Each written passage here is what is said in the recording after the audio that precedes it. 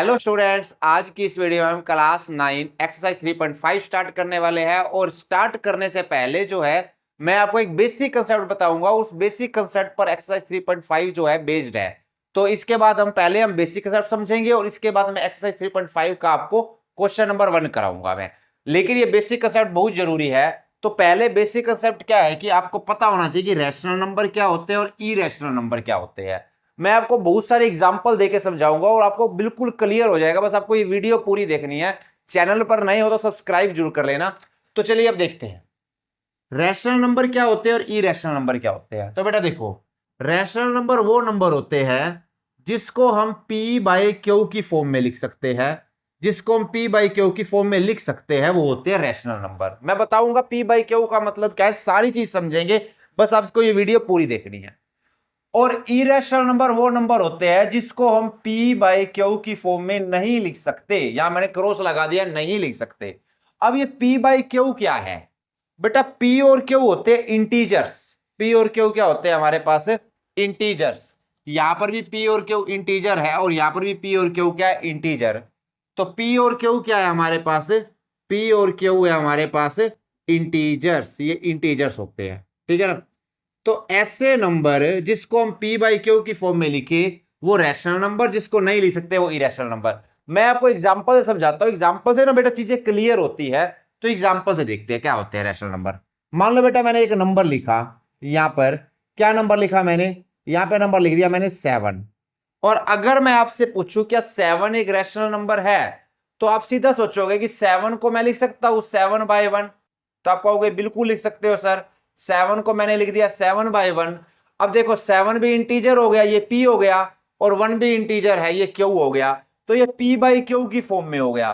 तो यानी कि कैसा नंबर हुआ? रैशनल नंबर हुआ। 7 एक रैशनल नंबर हुआ। इसी तरीके से 2 है, -3 है, -5 है, इनके बाई में 1 लगा दोगे, कोई भी इस तरह का नंबर है तो वो कैसा नंबर हो जाएगा? रैशनल नंबर हो जाएगा। तो ये एक रैशनल नंबर है। अब इसके अलावा अगर मैं एक नंबर और लिख दूं, यहां पर बेटा मैं लिख दूं 13/5 और आपसे पूछूं क्या ये रैशनल नंबर है, तो आप सीधा सोचोगे ये P बाई क्यू की फॉर्म में है। ऊपर P हो गया इंटीजर, P ये भी इंटीजर है और ये भी इंटीजर है, तो P बाई क्यू की फॉर्म में है। क्योंकि ये नंबर P बाई क्यू की फॉर्म में है तो ये भी क्या हुआ? एक रैशनल नंबर हुआ। तो हमारा ये भी रैशनल नंबर हुआ और ये भी एक रैशनल नंबर था। 7 भी रैशनल नंबर था, 13/5 भी रैशनल नंबर है, ठीक है ना। तो 13/5 भी हमारा रैशनल हो गया। अब मैं एक नंबर और लिखता हूं और वो आपसे पूछूंगा कि रैशनल है या नहीं है, ठीक है ना। तो वो नंबर है बेटा, अब इसके बारे में आप बताओगे। मैंने लिख दिया यहां पर 8/11। ये बताना है रैशनल है या नहीं है। तो दोबारा देखो ये P बाई क्यू की फॉर्म में है। P हो गया 8 और Q क्या हो गया? 11। तो ये किस फॉर्म में नंबर है बेटा? P बाई क्यू की फॉर्म में है। तो ये भी कैसा नंबर हुआ? रैशनल नंबर हुआ। तो ये तीनों नंबर रैशनल नंबर है क्योंकि P बाई क्यू की फॉर्म में। P और Q ध्यान रखना इंटीजर है, तो ऊपर भी इंटीजर नीचे भी इंटीजर आ रहा है, तो रैशनल नंबर हुआ। अब बेटा रैशनल नंबर का योग आपको समझ आ गया होगा। लेकिन जितनी आप चीजें सीधी सोच रही हो ना, इतनी सीधी चीजें नहीं है, ठीक है ना। अब एक चीज हमारी जो क्वेश्चन में गलतियां करते हैं बच्चे, उसके ऊपर थोड़ी सी बात हो जाए। अब जैसे कि 13/5 रैशनल नंबर है, हर किसी को पता है। कभी कभी क्या करता है कि हमारे पास बुक के अंदर या एग्जामिनर क्या करता है, 13 को 5 से डिवाइड कर देता है और इसको डेसिमल में बदल देता है और फिर पूछता है कि रैशनल नंबर है या नहीं है। कैसे करता है ध्यान से देखना, यह बात स्किप नहीं करना है। तो जैसे 13/5 आपने कहा रैशनल नंबर है, बट अगर मैं 13 को 5 से डिवाइड कर दूं तो मेरे पास क्या बनेगा देखते हैं। 13/5 कितना बनेगा? 5 2 जा 10, 5 2 जा 10। यहां पर कितना रिमाइंडर आया? 3 रिमाइंडर आया। अब आगे तो डिवाइड नहीं होगा तो मैं क्या करूंगा? 0.0 लगा दूंगा और ऊपर भी पॉइंट लगा दूंगा और ये 0 नीचे उतार लूंगा। अब 5 की टेबल पे 30 कितने पे आएगा? 6 पे आएगा। 5 6 जा 30 और कितना रिमाइंडर बचा? नीचे 0 रिमाइंडर बचा, ठीक है ना। तो 13/5 का आंसर कितना आया? 2.6 आया। 13/5 का आंसर क्या आया हमारे पास? किससे आया? 2.6 आया। तो यहां पर अगर कभी एग्जामिनर पूछ ले 2.6 कैसा नंबर है, तो आप सीधा सोचो 2.6 आया कहां से? 13/5 से आया। तो 13/5 तो रैशनल नंबर था, तो यानी कि कैसा नंबर हुआ? 2.6 रैशनल नंबर हुआ। कैसा नंबर हुआ? रैशनल नंबर हुआ।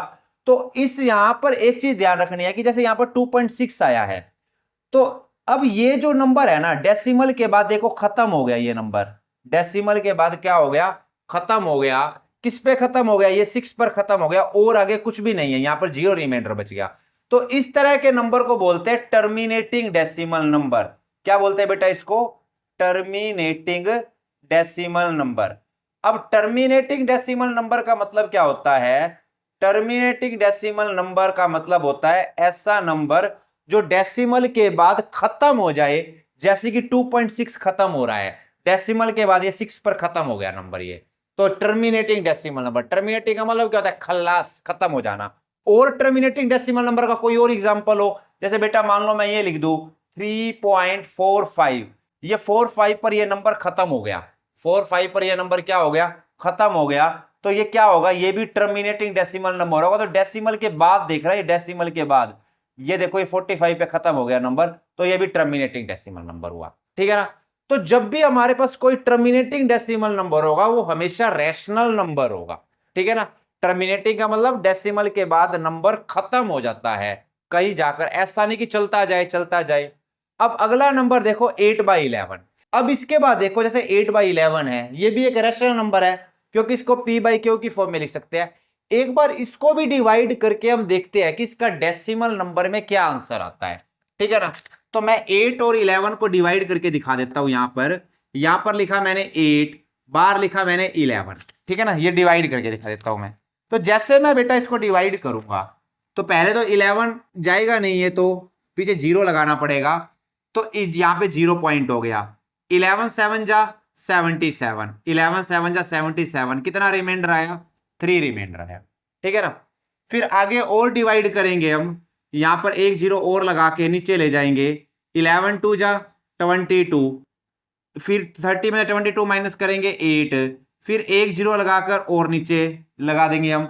11 की टेबल पे 80 तो आएगा नहीं, 7 पे जाएगा, 11 7 जा 77, कितना रिमाइंडर आया 3, फिर एक जीरो और लगा के नीचे ले आएंगे, 11 2 जा 22, 8 रिमाइंडर आया, फिर एक जीरो और लगाएंगे हम और नीचे ले आएंगे इसको, ये जीरो लगाई, कितना आया 11 7 जा 77, 3 रिमाइंडर, फिर एक जीरो और लगाएंगे, कितना आएगा 11 2 जा 22 और रिमाइंडर कितना आया 8।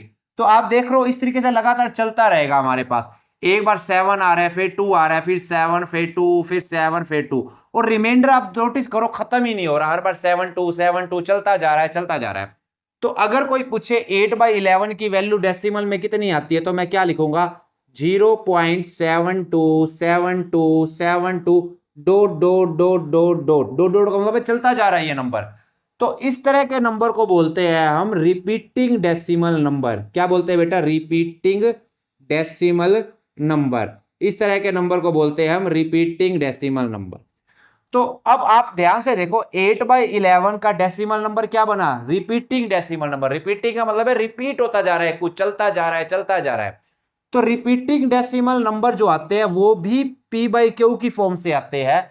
तो रिपीटिंग डेसिमल नंबर कभी मिल जाए वो भी आपका कैसा नंबर होगा, रैशनल नंबर होगा, क्योंकि वो आपके फ्रैक्शन से ही आते हैं। तो अब ध्यान से देखो जैसे कि 7 रिपीट हो रहा है, अब जौन सा नंबर हमारे पास रिपीट होता है ना उसके ऊपर हम बार लगा देते हैं। कैसे, यहां पर देखो 7 बार बार रिपीट हो रहा है, तो इस नंबर को हम यूं भी लिख सकते हैं 0.72 बार, यानी कि जौन से डिजिट रिपीट हो रहे हैं उसके ऊपर बार लगा दो। बार लगाने से ना पता लग जाएगा कि हाँ ये डिजिट रिपीट हो रहे हैं, ठीक है ना।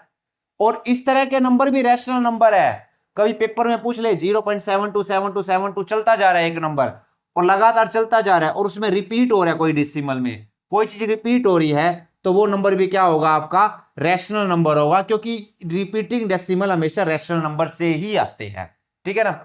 तो कहने का मतलब क्या है, आपके पास जो क्वेश्चन मिलेंगे रैशनल नंबर पे, डायरेक्ट क्वेश्चन भी मिल सकता है, 7 है 8 है, कोई नेचुरल नंबर दे दिया, इंटीजर दे दिया, फिर उसके बाद में तो 1 लगाकर चेक कर लोगे कि वो रैशनल नंबर है। दूसरा, टर्मिनेटिंग डेसिमल में कोई नंबर है, यानी कि डेसिमल के बाद कोई नंबर टर्मिनेट हो गया, खत्म हो गया डेसिमल के बाद, जैसे ये नंबर खत्म हो गया, खत्म होने का मतलब क्या हो गया, रिमाइंडर 0 बच गया, खत्म हो गया, तो वो भी आपका कैसा नंबर होगा, वो भी आपका रैशनल नंबर होगा। और आपके पास अगर रिपीटिंग डेसिमल आ रहा है वो भी कैसा नंबर होगा, रैशनल नंबर होगा। अब बात करते हैं इरैशनल नंबर की। इरैशनल नंबर की मैंने आपको डेफिनेशन लिखवाई थी, क्या होती है, ऐसे नंबर जिसको P बाई क्यू की फॉर्म में नहीं लिख सकते वो इरैशनल नंबर होता है। अब जैसे कि मान लो ये कोई नंबर है 0.73742912347651, अब ऐसे चल रहा है मान लो कोई नंबर, और मैं आपसे पूछूं कि इसमें कौन से डिजिट्स का ग्रुप रिपीट हो रहा है, आप बता ही नहीं सकते कौन से डिजिट का ग्रुप रिपीट हो रहा है, कोई रिपीट ही नहीं हो रहा। जैसे इसमें तो रिपीटिशन होता, 72 बार बार रिपीट हो रहा था, तो हमारे पास ये रिपीटिंग डेसिमल हुआ था, लेकिन यहां पर तो कुछ रिपीट ही नहीं हो रहा, और ये नंबर एंड तक चल रहा है। ध्यान से देखो तो टर्मिनेटिंग तो है नहीं, क्योंकि ये नंबर मैंने डॉट डॉट डॉट लगाया, एंड तक चल रहा है, और इसमें कुछ रिपीट भी नहीं हो रहा। तो इस तरह के नंबर हमारे पास इरैशनल नंबर होते हैं। तो दोबारा सुनो, इरैशनल नंबर कौन से होते हैं बेटा, इरैशनल नंबर वो नंबर होते हैं जो हमारे पास इनफाइनाइट तक चलते रहते हैं, लेकिन उसमें कुछ भी रिपीट नहीं होता। इस तरीके से रिपीट नहीं होता कि आप उसके ऊपर बार लगा पाओ, इस तरीके से रिपीट नहीं होता कि बार लगा पाओ। बताओ इसमें किसके ऊपर बार लगाओगे, या एक नंबर और है 0.20 200 2000, अब देखो इसमें किसके ऊपर बार लगाओगे, ये भी नंबर लगातार चल रहा है, नहीं लगा पाओगे, क्योंकि पहले 20 आया, फिर 200 आया, फिर 2000 आया, फिर ये 20,000 आया। अब मैं यहां पर पहले 20 रिपीट हुआ, फिर 200 आया, फिर 2000, रिपीट इसमें भी नहीं हो रही है, बार नहीं लगा सकते। तो ये भी कैसा नंबर हुआ हमारे पास, इरैशनल नंबर हुआ, ठीक है ना। तो ये हमारे पास इरैशनल नंबर है, क्योंकि इसमें कुछ रिपीट नहीं हो रहा और एंड तक जा रहा है, ठीक है ना। इसको P बाई क्यू की फॉर्म में आप नहीं लिख सकते इन दोनों नंबर्स को। हाँ, अगर ऐसा नंबर होता, मान लो 0.20 यू चल रहा होता कोई नंबर और लगातार चल रहा होता, तो आप देख पा रहे हो 20 रिपीट हो रहा है, तो मैं इसको पहले तो लिख देता 0.20 बार। अब ये बार आ गया तो कैसा नंबर हो गया, रैशनल नंबर हो गया। तो हमारे पास अगर कोई नंबर लगातार चलता जा रहा है और उसमें कुछ भी रिपीट नहीं हो रहा, बार नहीं लगा सकते, तो इरैशनल है। और लगातार चलता जा रहा है, रिपीट हो रहे हैं कुछ एक डिजिट्स, तो बार लगा दोगे और वो कैसा नंबर हो जाएगा, रैशनल नंबर हो जाएगा, क्योंकि उसको P बाई क्यू की फॉर्म में लिख सकते हैं, इनको P बाई क्यू की फॉर्म में नहीं लिख सकते। तो आइए आपको क्लियर हो गया होगा कि इरैशनल नंबर और रैशनल नंबर में डिफरेंस क्या होते हैं। तो स्टूडेंट्स, अब इसका क्वेश्चन नंबर 1 देखते हैं, और क्वेश्चन आपकी स्क्रीन पर शो हो गया होगा। क्या क्वेश्चन है, विदाउट परफॉर्मिंग लॉन्ग डिवीजन, बिना लॉन्ग डिवीजन किए, लॉन्ग डिवीजन नहीं करनी है, determine which of the following rational number will have terminating decimal and which will be repeating. हमारे को बताना है किसका जो है, किस रैशनल नंबर का जो है टर्मिनेटिंग डेसिमल होगा और किसका रिपीटिंग होगा, ये बताना है, और बिना डिवाइड किए बताना है। किस किस क्वेश्चन का बताना है, क्वेश्चन भी आगे दे रखे हैं, 7/20, 4/15, 13/250, ये 3 नंबर है। इन 3 नंबर में हमारे को बताना है किसका जो है टर्मिनेटिंग डेसिमल होगा और किसका जो है रिपीटिंग होगा। टर्मिनेटिंग मतलब टर्मिनेट हो जाएगा, और रिपीटिंग मतलब चलता रहेगा, ये बताना है किसका। अब 3 क्वेश्चन है, इन तीनों का बताना है, लेकिन बताना कैसे है, विदाउट लॉन्ग डिवीजन, बिना लॉन्ग डिवीजन किए बताना है। यहां तक समझ आ गया, तीनों का आंसर बताना है बिना लॉन्ग डिवीजन किए। आगे क्या है, then check your answer by explicitly performing long division. अब आपको अपने आंसर को वेरीफाई भी करना है लॉन्ग डिवीजन करके। अरे लॉन्ग डिवीजन भी कराएंगे, लेकिन पहले हमारे को बिना लॉन्ग डिवीजन करे करना है, फिर लॉन्ग डिवीजन से ये वेरीफाई करना है आंसर को। आगे क्या है, express the rational number as decimal, और इसको डेसिमल में एक्सप्रेस करना है। तो बिना डिवीजन किए कैसे निकालेंगे, देखो बेटा, हमारे पास एक रूल होता है, अगर हमारे को बिना डिवीजन किए बताना हो कि किसका टर्मिनेटिंग होगा, किसका नॉन टर्मिनेटिंग होगा, किसका नॉन टर्मिनेटिंग और रिपीट करेगा, वो पता करने के लिए हम बाय वाल में देखते हैं, बाय में क्या है। जैसे यहां पर बेटा बाय में क्या है, 20 है, बाय में 20 है, तो जो चीज बाय में होना इसका हम कर देते हैं प्राइम फैक्टर्स कर देते हैं, इसके बना देते हैं। तो 20 के प्राइम फैक्टर बनाओ, 2 5 2 10 2 10 जा 20, 2 5 जा 10 5 5 1, तो 20 के क्या बने 2 × 2 × 5। हमारे को बिना डिवाइड की आंसर निकालना हो तो हम क्या करते हैं, डिनोमिनेटर के प्राइम फैक्टराइजेशन कर देते हैं। तो यहां प्राइम फैक्टराइजेशन कर दिया मैंने डिनोमिनेटर का। अब कैसे पता लगेगा कि ये टर्मिनेटिंग है नॉन टर्मिनेटिंग है बिना लॉन्ग डिवीजन के? तो बेटा जवाब ये है कि अगर डिनोमिनेटर के प्राइम फैक्टर में ओनली 2 और 5 आ रहे हैं तो टर्मिनेटिंग है।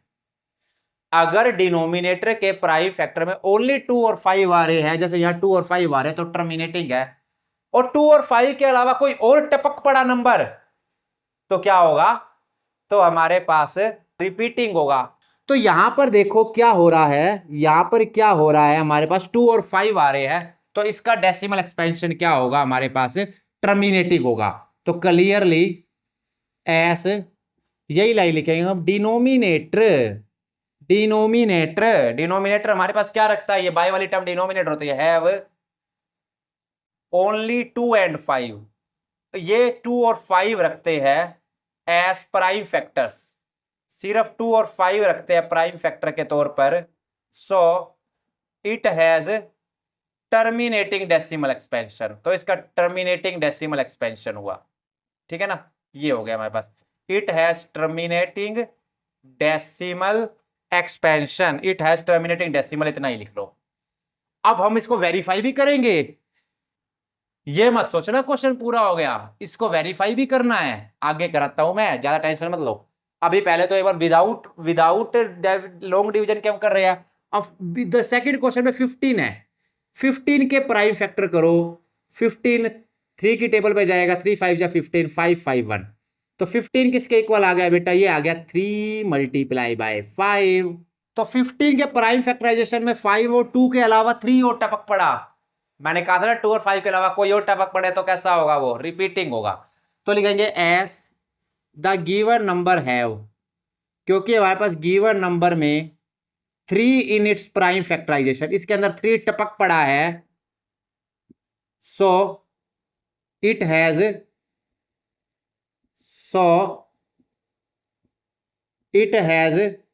Repeating decimal number, it has repeating decimal. तो इसका जो है रिपीटिंग डेसिमल होगा, ये हमारे पास हो गया। अब इसका थर्ड पार्ट 250 को भी डिवाइड करके देखेंगे हम। पहले 2 की टेबल पे गया, कितना आया? 125। 5 की टेबल पे गया, कितना आया? 25। दोबारा 5 की टेबल पे गया, 5 5 1। अब 250 में क्या आ रहा है? ध्यान से देखो, 2 multiply by 5 multiply by 5 multiply by 5, 2 5 5 5। कितनी अच्छी अंग्रेजी है देखो, 2 5 5 5 आ रहा है। तो 2 और 5 ही आ रही है। 2 और 5 आने का मतलब कैसा है? इसका भी हमारे पास पहले वाली लाइन लिख देंगे, जो पहले वाले क्वेश्चन लिख देंगे। जब 2 और 5 आए, 2 और 5 के अलावा कोई और ना टपके तो कैसा होता है? वो हमारे पास टर्मिनेटिंग होता है। तो वही लाइन लिख देना जो हमने पहली में लिखी थी। कैसा होगा इसका? Terminating decimal expansion, terminating decimal number होगा ये हमारे पास। ध्यान रखना काके, ठीक है ना? अब इसको आगे देखते हैं क्या करना है। तो ये हमारा आधा क्वेश्चन हो गया। अब इसके बाद हमारे से पूछा है then check your answer by performing long division. अब जो हमने बताया है टर्मिनेटिंग होगा या रिपीटिंग होगा, लॉन्ग डिवीजन से भी इसको जो वेरीफाई करो। तो बेटा पहला था 7/20, हमारा क्या आया था? 7/20। आप पीछे जाकर देखो, वीडियो को पीछे करके देखो, इसका टर्मिनेटिंग आया था। टर्मिनेटिंग आया था, तो अब इसको जो है ना हमारे पास वेरीफाई करके दिखाना है। कैसे वेरीफाई करोगे? अरे डिवाइड से मेरे भाई, 7 अंदर 20 बार, ठीक है ना? अब डिवाइड कैसे करना है? डिवाइड कैसे करना है? अब देखो, पहले तो 7 छोटा नंबर है 20 से, पीछे एक 0 लगानी पड़ेगी। अब यहां पर भी हमने 0 पॉइंट से स्टार्ट करना पड़ेगा। अब 23 जा 60, यहां पर 60 आ गया। 70 में 60 माइनस करो, कितना आ जाएगा? 10 आ जाएगा। एक 0 और लगाकर नीचे उतार लो। 20 की टेबल पे 100 आता है 5 पे, 25 जा 100, तो कितना आ गया इसका आंसर? पूरा पूरा कट गया। यानी कि 7/20 की वैल्यू कितनी आई? 7/20 की वैल्यू आई 0.35। और देख लो टर्मिनेटिंग आ रही है, खत्म हो रहा है नंबर। उससे भी हमारा शॉर्टकट से भी क्या आया था? टर्मिनेटिंग। तो कभी एमसीक्यू आ जाए ना, शॉर्टकट लगा देना मेरे बेटे। अब देखो सेकंड 4/15, इसका याद रखो नॉन टर्मिनेटिंग आया था। इसका आया था नॉन टर्मिनेटिंग, मतलब रिपीटिंग आया था इसका, रिपीटिंग, रिपीट हो रहा था टर्म उसके बाद, डेसिमल के बाद। तो सेकंड है 4/15, 4/15। अब 4 को 15 से डिवाइड करोगे, 4 अंदर 15 बाहर, देखो नहीं जा रहा, पहले जीरो लगानी पड़ेगी, यहां पे जीरो पॉइंट करना पड़ेगा। 15 2 जा 30, 10 रिमाइंडर आ गया, एक जीरो और उतारी, 15 6 जा 90, 10 रिमाइंडर, एक जीरो और उतारी, 15 6 जा 90, फिर से 100 - 90, 10 रिमाइंडर, एक जीरो और उतारी, 15 6 जा 90। अब देखो रिपीट हो रहा है और चलता जा रहा है, तो यानी कि 4/15 किसके इक्वल आ गया, 0.26666 चलता जाओ। तो कैसा है इसका, इसका है हमारे पास रिपीटिंग, रिपीटिंग। और पूरा नाम क्या बोलेंगे इसका, नॉन टर्मिनेटिंग रिपीटिंग। रिपीटिंग का पूरा नाम होता है नॉन टर्मिनेटिंग रिपीटिंग। तो वैसे रिपीटिंग हो गई, ठीक है ना। अब तीसरा पार्ट, तीसरा है 13/250, ये सोल्व करना है। 13/250 इसका आंसर बताना है। तो क्या करेंगे हम, 13 अंदर 250 बार, नहीं जाएगा, पहले जीरो पॉइंट लगा दो, यहां भी पॉइंट लगा दो, अभी भी नहीं जाएगा तो एक जीरो और, ऊपर भी एक जीरो और। अब 250 की टेबल पे 1300, 25 का पहाड़ा पढ़ लो, 255 जा होता है 1250, ये 1250 आ गया, माइनस करोगे तो 50 बच गया, यहां पर एक जीरो और उतारोगे तो 252 जा 500, पूरा पूरा खत्म, खल्लास। तो 13/250 किसके इक्वल आ गया बेटा, ये आ गया 0.052। तो कैसा आ रहा है हमारे पास, टर्मिनेटिंग आ रहा है। और जब हमने ये क्वेश्चन किया था, शॉर्टकट से बताया था, तब भी इसका टर्मिनेटिंग आ रहा था, इसका भी टर्मिनेटिंग आ रहा था। देखो ये टर्मिनेटिंग आ रहा है, पहले तीसरे का टर्मिनेटिंग आ रहा था, अभी भी सेम आ रहा है। और बीच वाले का आ रहा था नॉन टर्मिनेटिंग रिपीटिंग, और अभी भी रिपीटिंग आ रहा है, नॉन टर्मिनेटिंग रिपीटिंग आ रहा है। तो ये हमारे पास क्वेश्चन नंबर 1 कंप्लीट हो गया बेटा। वैसे तो 2 क्वेश्चन कराने थे आज की वीडियो में, लेकिन एक ही क्वेश्चन हो, क्योंकि वीडियो बहुत लंबी हो गई है। नेक्स्ट वीडियो में मैं इसका क्वेश्चन नंबर 2 कराऊंगा और इसके आगे क्वेश्चन कंप्लीट कराऊंगा। भाई सब्सक्राइब जरूर कर लेना अगर आप इस चैनल पर नए हो तो। Thanks for watching this video.